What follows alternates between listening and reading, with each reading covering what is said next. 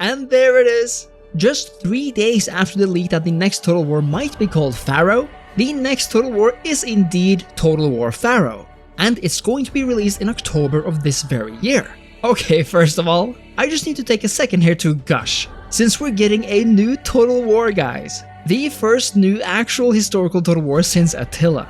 And yes, this will be a true authentic, non-saga historical title as it seems. The first one since Total War Attila back in 2015.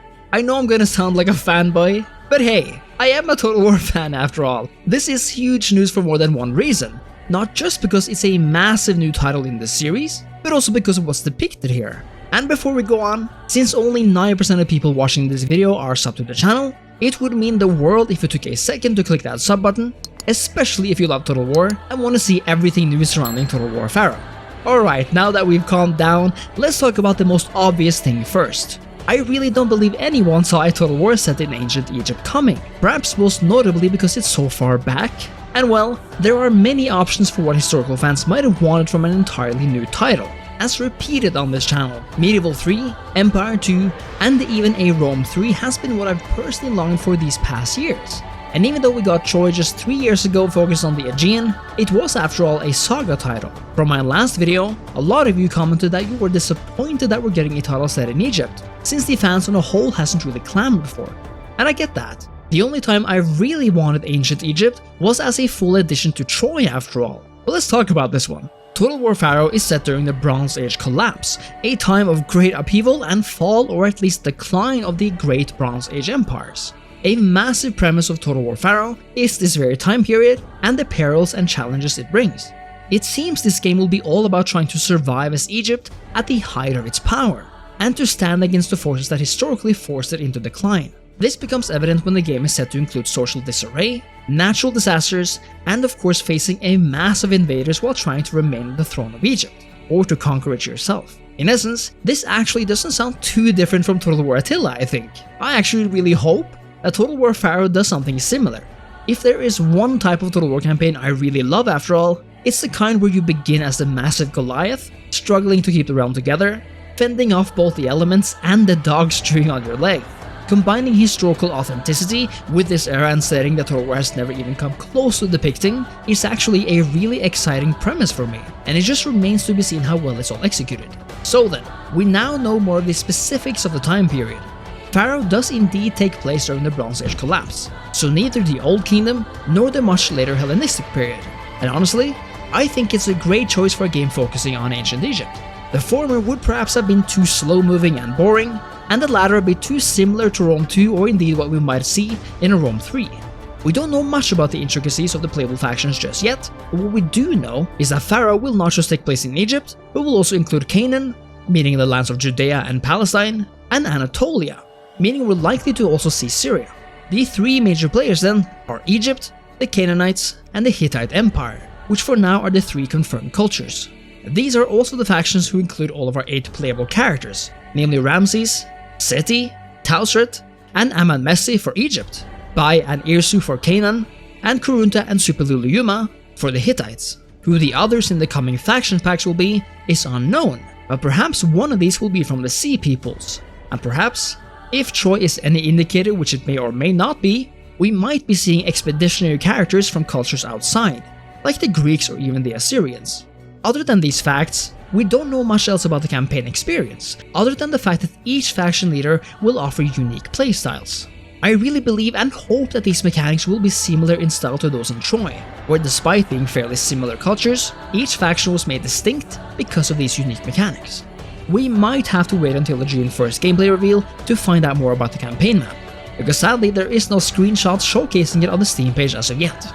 I am a sucker for campaign maps and it's honestly the highlight of any new release for me, but until then, all I can say is that I really hope it continues the quest for vibes and that authentic but artistic style that Total War also pursued in Troy, with dangerous but beautiful deserts and a warm, lush feeling surrounding the Nile. What we can see glimpses of though are the battles. It remains to be seen how the details and visuals hold up, but according to the screenshots, they do remind me a lot of Troy, which is not a bad thing, although I hope the game looks a bit sharper and more detailed. But what's interesting is that it seems that Pharaoh will focus on more than just the armies. Apparently, we'll be dealing with harsh weather like torrential rain and sandstorms that will actually impact the terrain and can allegedly turn the tide of battles. What this means though, whether we're talking things like changes in movement speed, visibility, and accuracy of archers, or more, remains to be seen. But I think it's an exciting prospect to have more or less changing weather effects impact the battles, and in the best case, they could help to revolutionize Total War battles and shake up the formula. Even fires are supposed to be a danger here, both for the terrain and nearby cities, and I'm really excited to see what this whole thing will look like. Another interesting aspect is that it seems parts of the 3K character role system might return. The Steam page mentions stepping into unique playstyles as peerless diplomats, unwavering commanders, or fearless warlords. And even though this might just be role-playing elements, it might also refer to actual roles characters are assigned to. It'll be exciting to see what this means for both the campaign and battle experience, but the fact that the peerless diplomat is mentioned so prominently here might suggest, and I really hope it does, that diplomacy is indeed a center stage feature of Total War Pharaoh. That is essentially the gist of what we know of Pharaoh at this point, meaning there is a whole ton of stuff we have yet to find out. Again, Pharaoh and the Bronze Age collapse is something I truly never experienced we would see from Total War, at least in its own game, especially because I kinda thought the ship had sailed when Egypt failed to become a part of Total War Saga Troy. But being unexpected isn't the same as being unwanted, and even though the journey and need for Medieval 3 and Empire 2 continues, I'm really happy we'll be getting a new historical Total War regardless. And honestly, there is something uniquely exciting about getting a time period and setting we've never seen before as well. In any game where Egypt is present, whether it be the Crusades campaign from Medieval 2, Rome 2, or Napoleon's Egypt campaign, I've always thought of this land as particularly beautiful and enticing, but it's never truly been done justice in my opinion, and a game mostly focusing on Egypt is perhaps the title that can. From what we have seen so far, it also looks like Pharaoh is set on doing justice to the unique landscape and architecture of ancient Egypt, featuring pyramids and statues and obelisks that are so crucial to convey this ancient and glorious land.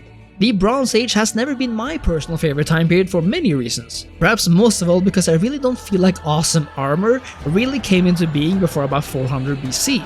But if Pharaoh manages to make these battles come alive, not just with its armies, but with the terrain and weather conditions that really have an impact, and in a package that is mostly polished, and hopefully including some fancy tactical features, I have hopes that this will be as fun as the best of them.